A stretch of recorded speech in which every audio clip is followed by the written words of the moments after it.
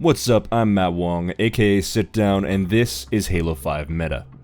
The Halo Infinite quote-unquote beta has been out for quite a while now, and to me, the biggest relief playing it was seeing the assault rifle not be a total piece of crap in every way. To think that it might actually have some viability in the sandbox going forward. But I am concerned that 343 might listen to some of the community feedback regarding the assault rifle. And I'd like to point out the fact that we've been through this before.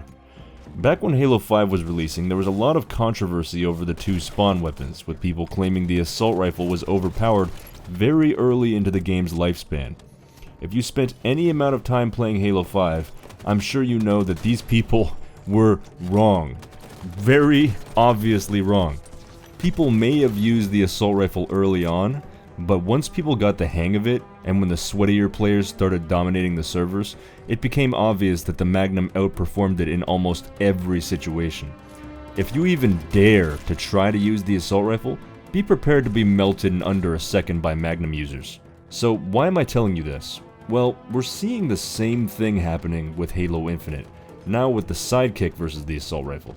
As for whether or not the assault rifle is actually stronger than the sidekick is a whole new discussion, one which I'll address in a future video.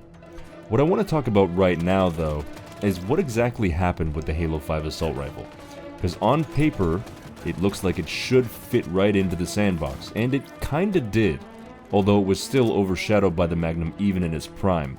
What you probably didn't know is that 343 released a balance patch in late 2017, nerfing pretty much every aspect of this weapon. This was likely due to the community complaining about the assault rifle a lot online, and probably pro players who shared those sentiments who gave 343 feedback. This went so deep that in the HCS Slayer game type, which we're forced to play in Rumble Pit for some reason, the assault rifle is removed, as if pro players were actually using it.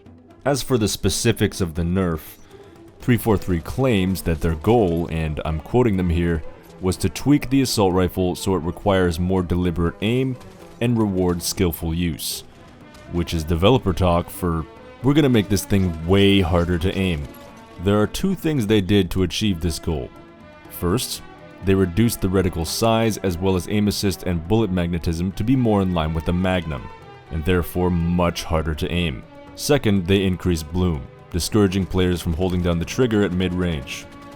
Since the patch, once bloom reaches a critical point, it seems like the assault rifle loses any form of bullet magnetism, and your bullets just start to fly randomly into a circle about this big.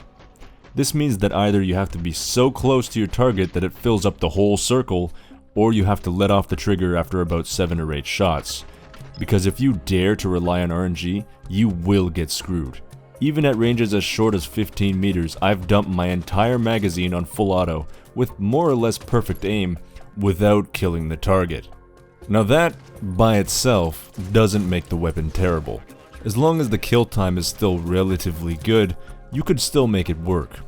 But to put the final nail in the assault rifle's coffin, 343 also decided that in addition to making it harder to use, they would also make it do less damage, despite the fact that it is now harder to use.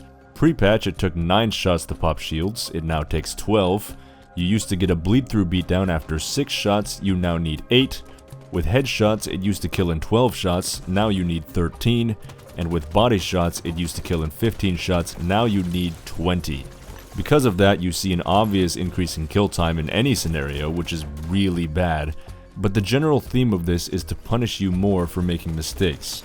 Now, while the assault rifle's optimal kill time of 1.28 seconds is still slightly faster than the Magnum's 1.43 seconds, you'd think that would give it an edge, until you consider that the only time you can actually get the optimal kill time is if some lunatic is trying to Spartan charge you.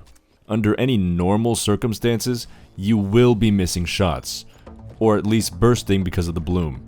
Unfortunately, the AR's theoretical kill time is pretty much unachievable in any situation. I think Azolai put it best when he said, "It's an automatic weapon that sucks at being an automatic weapon."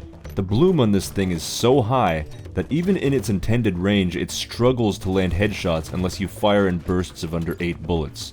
And you need to land those headshots if you're gonna get the optimal kill time and beat the Magnum. Letting off the trigger isn't an option, because then your kill time tends to go up by about half a second, which will also result in you losing the gunfight. Even at a range this short, even if I was waiting, if I ambushed this guy, started firing before he even noticed me, this guy still won. There is no better showcase that the assault rifle's kill time is purely theoretical.